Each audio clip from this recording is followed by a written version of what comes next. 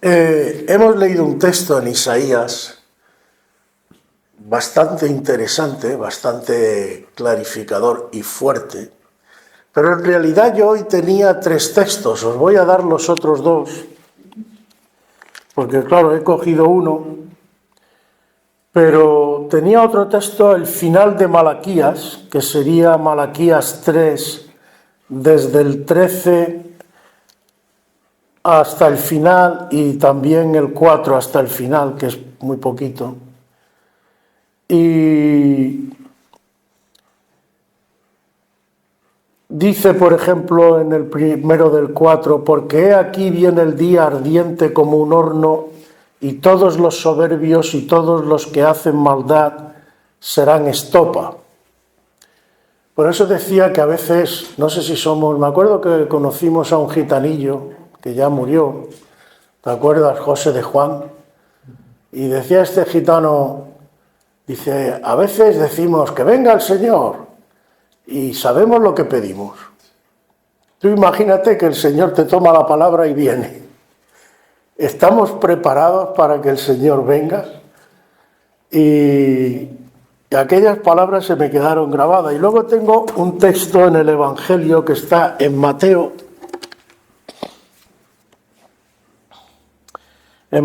10,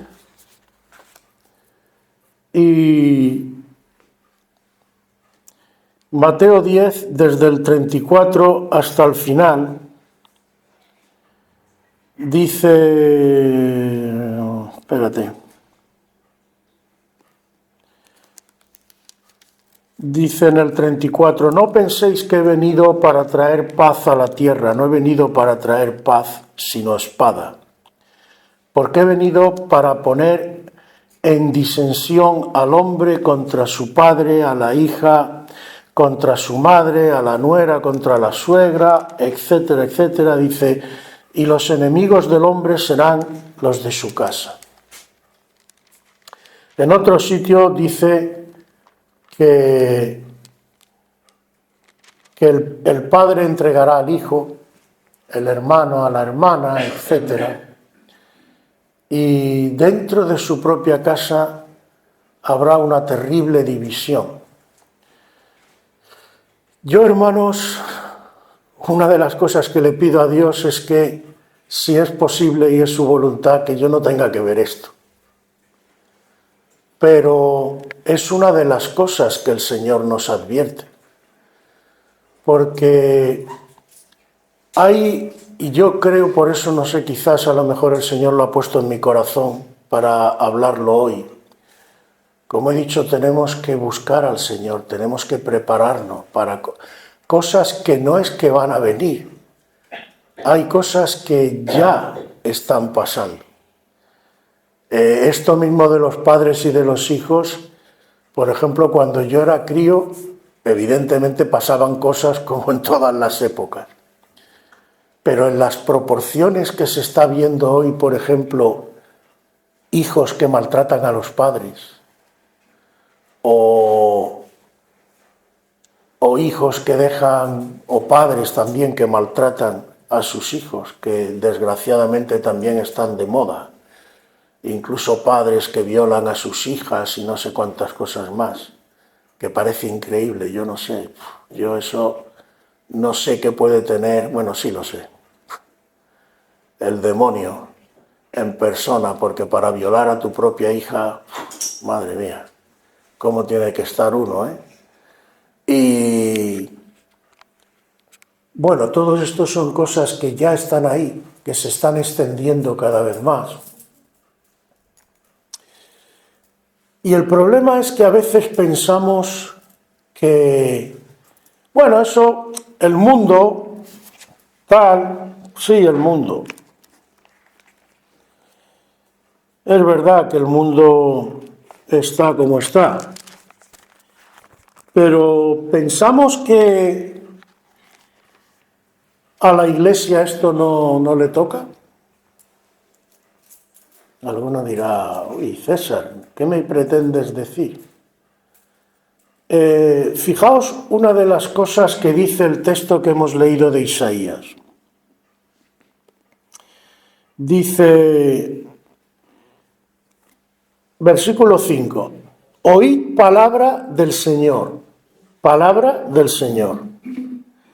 Vosotros los que tembláis a su palabra, vuestros hermanos que os aborrecen y os echan fuera por causa de mi nombre, dijeron, el Señor sea glorificado. Es decir, os echamos para que el Señor sea glorificado. Quédate con lo que está diciendo.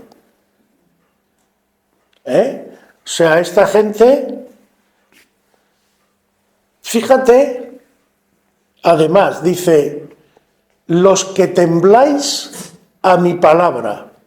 Yo sé que vuestros hermanos, porque vosotros tembláis a mi palabra, esa es la causa, es decir, os tomáis la palabra de Dios en serio, no quieren tener nada con vosotros porque ellos piensan que están en lo cierto y van contra vosotros. Y al hacerlo dicen, la gloria sea para Dios. Fijaos lo que está diciendo el texto, lo que le está diciendo el profeta Isaías a ese pueblo que se supone que tiene un pacto con Dios. Y le sigue diciendo, os echan fuera por causa de mi nombre. Dijeron, sea el Señor glorificado, pero Él se mostrará para alegría vuestra y ellos serán confundidos.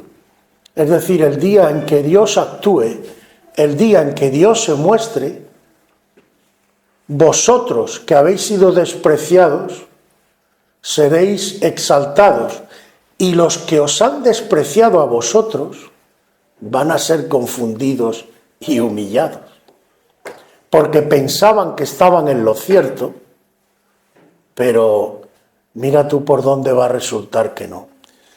Y este es el meollo que más me preocupa en el día de hoy. Espero ser claro porque además creo que los tiempos ya no están para estar muy... Hay que empezar a ser claro. Hay hasta un dicho español que dice que de todo hay en la viña del Señor, ¿no? Pues efectivamente, Dios no le cierra la puerta a nadie. Y aquí, en principio, como en cualquier iglesia, puede entrar cualquiera. Pero claro, el que entra para no tomarse en serio las cosas del Señor, pues incluso creo que es más trágico que estar en el mundo. Para mí, por lo menos, yo lo veo así. Porque haber estado en la presencia de Dios, tocando la gloria de Dios, y al final verte rechazado, pues yo no sé cómo tú lo ves, pero yo veo que eso es una gran tragedia. Pero a lo que voy, hermanos, aunque me queda mucho que aprender, yo ya, y Palmi todavía habrá visto más que yo, de cómo han ido cambiando las cosas. Y lo digo porque, hermanos, sinceramente, cada uno que lo mire con el Señor, porque en esto cada uno que busque el testimonio del Señor. Pero mirad, el Señor, yo creo que está empezando a hacer una cierta separación entre ovejas y ovejas. ¿Por qué digo esto? Y vuelvo a decir, cada uno que lo mire. Hay una parábola, porque a veces yo creo que incluso preguntamos nosotros mismos, bueno, Señor, ¿y cómo es posible que tú permitas ciertas cosas? Eso, el mundo es muy dado a esto, ¿no? Si el Señor es tan bueno, ¿por qué hay tanta maldad en el mundo? Y me acuerdo que una vez me comentaron de uno que respondió, y creo que respondió muy sabiamente, y dijo, el mundo está como está porque el libro de instrucciones no lo lee. Y entonces, como no se pone en práctica lo que dice el libro de instrucciones, pues, y yo que he trabajado con máquinas lo sé muy bien, cuando tú manipulas una máquina y no la manipulas como la tienes que manipular, pues ¿qué pasa? Que aquello no va ni cara al viento, ¿verdad? Y se te estropea y tal. Pues el Señor nos ha dado un libro de instrucciones para que nuestra manera de ser y de comportarnos en este mundo vaya como Él quiere y las cosas vayan bien. La pregunta es, ¿qué valor tiene para nosotros, para cada uno de nosotros, este libro de instrucciones? Porque este creo que es el gran problema y el primero que yo creo que tenemos que enfrentar en la época en que estamos viviendo. Mirad, hay una parábola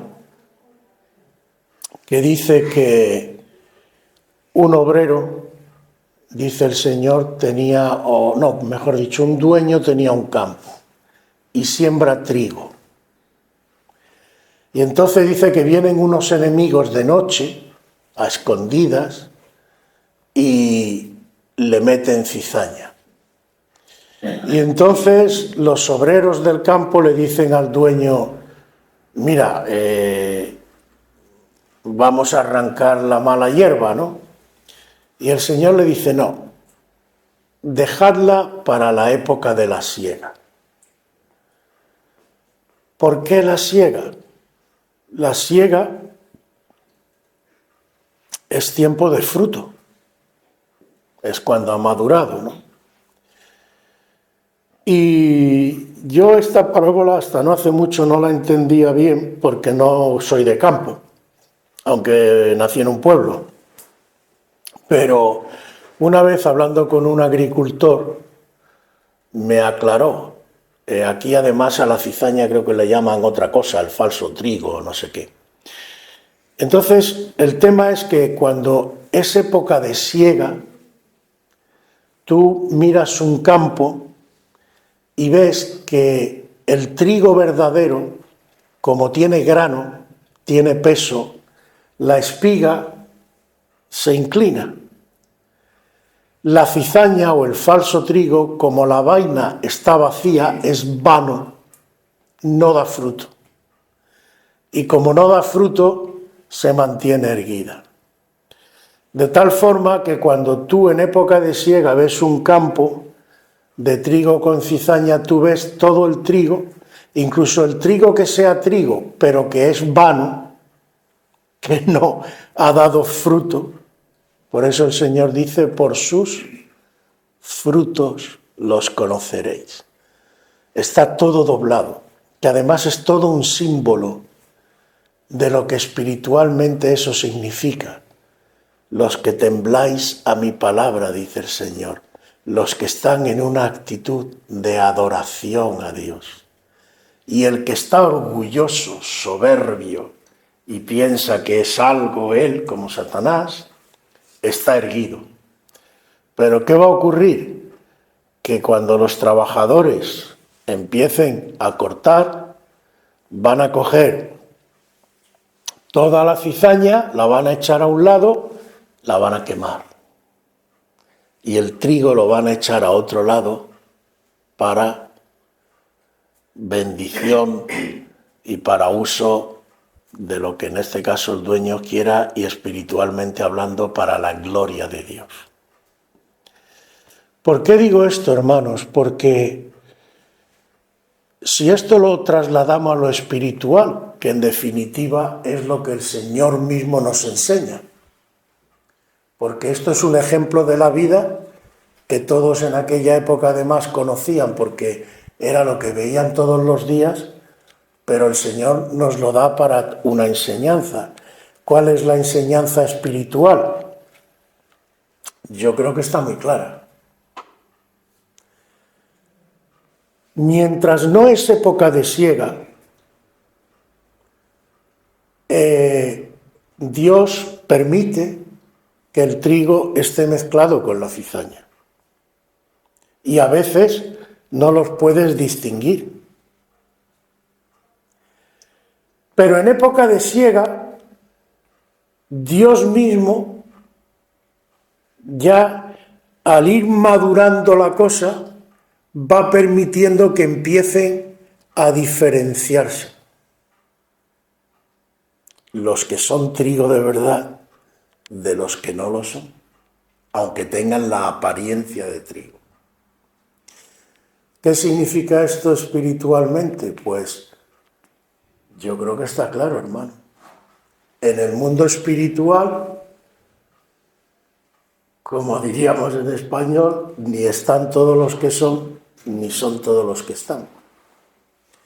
Y esto puede llegar hasta tal grado, por eso digo que yo me gustaría no tener que ver, por ejemplo, lo que dice el Evangelio, que dentro de tu propia familia carnal, pues haya gente que se ponga claramente en contra tuya. Porque va a haber una diferencia. De la misma manera que cuando el Espíritu Santo está en tu vida y trabaja en tu vida, el Espíritu Santo te guía a toda la verdad, como dice la palabra, y te intenta hacer madurar en los frutos del Espíritu Santo, Satanás también va a hacer una obra en tu corazón y en tu alma, y en tu mente incluso. Pero esta obra, ¿de qué va a ser? De tinieblas. Por eso cada vez hay más gente que en la medida que se rechaza a Dios, ¿qué ocurre? Cada vez hay más gente atrapada en un montón de cosas. En alcohol, en droga, en sexo, toda clase de vicios. Además, Satanás, una de sus cosas preferidas, yo suelo orar últimamente bastante y os pido también que oréis por los matrimonios cristianos, porque Satanás sabe cómo meterse. Y enseguida, a la mínima que te descuides, te monta el pollo, y luego a lo mejor incluso tú mismo o tú misma dices, bueno, ¿y por qué? Si luego ha sido a lo mejor una tontería, y fíjate la que se ha armado. Pero no nos olvidemos, como yo siempre digo, que Satanás es malo, pero no es tonto. Sabe cómo tentarte, conoce tus debilidades, sabes de qué pie cojeas, y por donde menos te lo esperas, se te va a colar. Y él quiere dividir. Mirad, por ejemplo, todo lo que está pasando hoy con el tema de hombres y mujeres. Cada vez está la cosa más dividida que nunca. ¿Quién gana con eso? Porque al final, cuando echa cuentas, ni los hombres son felices, ni las mujeres terminan de ser felices. Peleas todos los días. Y decimos, bueno, es que mi marido se las trae, y es que mi mujer no sé cuánto. Pero todo esto, si somos sinceros, hermanos, ¿por qué pasa? ¿Sabemos cuál es la voluntad de Dios para el matrimonio? ¿Nos interesa saberlo? Y como esto he puesto este ejemplo, pero podría sacar muchos más. Muchas iglesias se están cerrando ya. ¿Por qué? ¿Dios ya no es el mismo? Precisamente porque Dios es el mismo, hay algo que hemos olvidado. Dios es incompatible con el pecado. No puede habitar en medio del pecado. Entonces el pueblo de Dios, y todo esto empieza, vuelvo a decir, Dios mismo Dios no lo tiene nada complicado, hermanos. A veces pensamos, y es verdad, que Dios puede hacer así y cambiar un montón de cosas. Y muchas veces esperamos que Dios cambie las cosas siempre instantánea, de forma que tú estés ahí, bueno, Señor, quítame esto, quítame este problema, quítame lo otro. Escúchame. Y a veces no te explicas por qué Dios no te ha quitado cierto problema. ¿Y si resulta que el problema, para solucionarte el problema, tú tienes que cambiar algo en tu vida? Por ejemplo, un ejemplo que siempre he puesto muchas veces, pero creo que es muy evidente. Hoy está de moda que los hombres le casquen a las mujeres. Y luego a lo mejor ese hombre va, pues yo no sé, a mí me he quedado sin trabajo, estoy hecho polvo y yo no sé qué pasa, y esta mujer me saca de quicio y me pone enfermo y todo lo que tú quieras. Tú sabes que hay un versículo en Pedro que dice, marido, amad y honrad a vuestras mujeres para que vuestras oraciones no tengan estorbo. Si tú maltratas a tu mujer, puedes orar todo lo que quieras y venir al culto todo lo que quieras, que Dios no te va a responder como tú quieres. Ahora, si tú te arrepientes, reconoces lo que has hecho, buscas a Dios y le pides a Dios que cambie el rumbo de tu vida, ya la cosa cambia. Pero te tienes que arrepentir.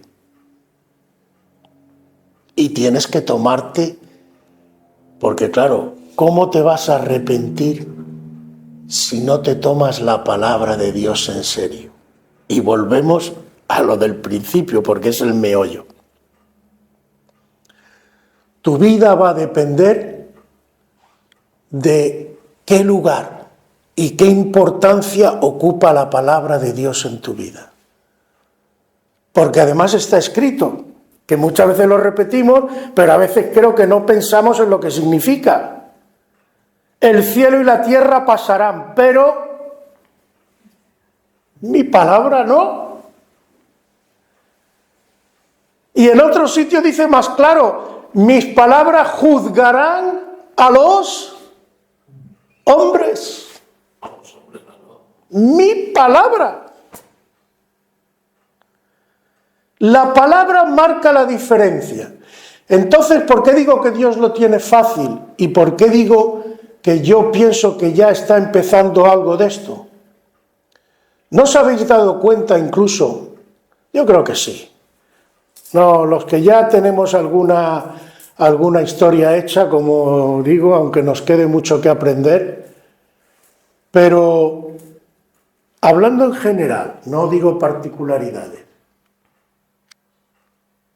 El panorama de la Iglesia hace unos cuantos años, ahora, ¿lo veis cambiado?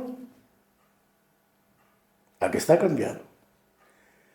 Y a que muchas cosas tú mismo dices de sacudidas que hay, cada vez parece más frecuente y más fuertes. ¿Qué está pasando? Yo no sé si tú te lo preguntas. Pero yo creo que en el fondo no es tan difícil. ¿Qué lugar ocupa en nuestras vidas y en las iglesias? La palabra de Dios. ¿Seguimos, como dice el apóstol Pablo, todo el consejo de Dios? ¿O seguimos lo que nos gusta y lo que nos interesa? Pero fijaos, y ahí veis cómo toda la palabra de Dios concuerda. Y la palabra de Dios nunca engaña. ¿Por qué nos va a medir el Señor? ¿Qué dice el Señor? El que es fiel en lo poco, en lo mucho te pondré. A veces estamos pensando, bueno, tal, no. Tu batalla es cada día, en tu casa, con los que tienes alrededor. Si tú, en lo poco de tu casa y con los que tienes alrededor, no eres capaz de ser fiel, ¿a dónde vas? A muchos quieren hoy, ya no basta, por ejemplo, a mí me hace gracia, con ser pastor, ahora ya todo el mundo quiere ser apóstol. Bueno, vale, muy bien. Tú quieres ser apóstol. ¿Nos hemos leído lo que le dice el Señor a Timoteo para ser siervo del Señor? El orden de Dios, la Biblia te da un orden. Tú tienes que arreglar primero tu vida, después tu casa y lo último es arreglar la iglesia. Si tú no eres capaz de arreglar tu vida y tu vida es un desastre, ¿qué vas a hacer en la iglesia? ¿Qué vas a arreglar? Es lógico, ¿verdad? No solo en la iglesia, porque a veces pensamos en la iglesia. Ahora, ¿tú pondrías, si tú tienes una empresa, a una persona irresponsable a cargo de la dirección de tu empresa? ¿A que no lo harías? ¿A que tú lo examinarías de arriba abajo y verías y dirías, este tío me vale o este tío no me vale? Pero tú no vas a dejar la responsabilidad. Pues lo mismo pasa en las cosas del Señor, hermanos.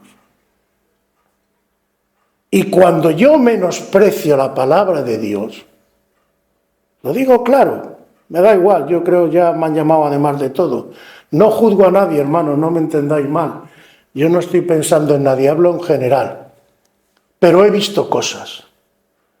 Y muchas de las cosas que están pasando en las iglesias hoy, lo digo así de claro, no será porque no estamos dándole a la palabra de Dios el lugar que le corresponde. Pensémoslo por lo menos. Porque Dios no nos damos cuenta, hermano. Dios cada día permite ciertas cosas, por eso decía en lo poco, para que tú tomes decisiones. Porque en las decisiones que tú tomes se va a ver lo que hay en tu corazón. Por ejemplo, si a ti, un ejemplo sencillo, el Señor te pone un día, hijo mío, hija mía, ve a la iglesia que tienes que hacer esto, lo que sea. Bueno, pues, hoy no, tal, no sé cuánto. No es muy importante, bien. Otro día, oye, mira, tienes que hacer esto por tu marido, por tu esposa, lo que sea. Bueno, pero por un día, no sé qué. Piensa bien. Las decisiones que tú tomas cada día, ¿de qué lado caen? ¿Tú tienes en cuenta al Señor y lo que el Señor quiere y lo que su palabra dice y lo que es la voluntad del Señor a la hora de tomar decisiones o no te importa? Hace algún tiempo Dios permitía ciertas cosas, no tenía importancia. Pero yo al menos es la impresión que tengo, me doy cuenta que últimamente están pasando muchas cosas porque Dios es como si estuviera diciéndonos entre líneas, defínete. ¿De qué lado te quieres colocar? ¿Del mío o del mundo? ¿Por qué? Pues los textos te lo dicen, hermano. Porque esto, el mundo va a ir a más. Si tú quieres estar conmigo, quieres ver mi gloria y quieres experimentar mi protección, tú tienes que hacerme caso a lo que te digo. Si no, no lo voy a poder hacer. Y hermanos, para esto tampoco hay que estudiar una carrera, no estoy pensando en cosas raras, no. Vamos a ver, imagínate, por ejemplo, yo qué sé, sabéis que ya, porque eso ya está a las puertas por lo que dicen, quieren instaurar la famosa moneda digital, para que tengas que comprarlo, venderlo todo a través del banco y tú no puedas llevar dinero en el bolsillo.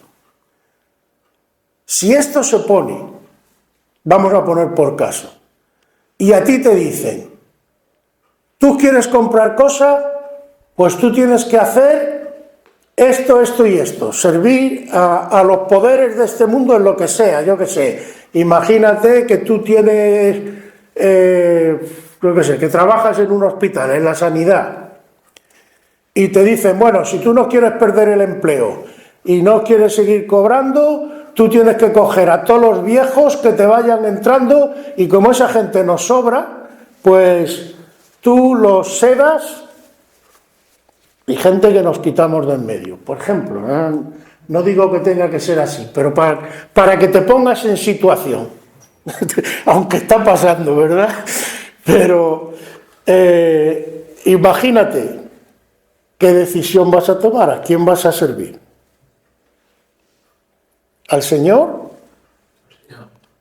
Pero claro, si sirves al Señor y te enfrentas con el status quo, te van a despedir. ¿De qué vas a comer? ¿Confías lo suficientemente en el Señor como para dar este paso? ¿O vas a ceder al chantaje de Satanás? ¿Me captáis por dónde voy? Entonces esto no es cosa de broma, hermano. Y el Señor por eso dice, no os preocupéis, yo estoy con vosotros. ¿Por qué además usemos la lógica? ¿Por qué nos dice el Señor, yo estoy contigo hasta el fin del mundo? Porque necesitamos oírlo. Porque podemos vivir situaciones muy difíciles. Y solamente cuando yo confío en ese Dios que fue capaz de mantener a millones de personas en un desierto, sin agua y sin nada, si yo de verdad lo creo, yo veré la gloria de Dios. Porque está escrito así, si crees, verás la gloria de Dios. No al revés. No verás la gloria de Dios y creerás. Porque de hecho yo conozco personas que han experimentado incluso sanidades de cánceres y no creen en Dios. Pero el que pone su corazón de verdad en Dios, ese va a ver la gloria de Dios. Y Dios nunca nos va a fallar. Pero hermanos, ¿cómo llegas tú a esa confianza? Eso no sale de un día para otro. No. Eso es un camino que tú con Dios vas haciendo y que Dios te va fortaleciendo espiritualmente, te va cambiando, te va transformando y va haciendo que tú cada vez confíes más en Él. Pero eso, hermanos, empieza ¿dónde? Y vuelvo al principio y con esto termino. Eso empieza en qué importancia le das tú a la palabra de Dios. ¿Cuál es la norma, la regla que rige tu vida? Tú tienes la decisión. Si para ti la palabra de Dios no tiene ninguna importancia o una importancia mediana, tú verás. Pero si para ti la palabra de Dios tiene la importancia suprema, no lo dejes para mañana. Tómatelo en serio, busca al Señor, medita en su palabra y deja que su palabra te cambie a ti. Aleluya.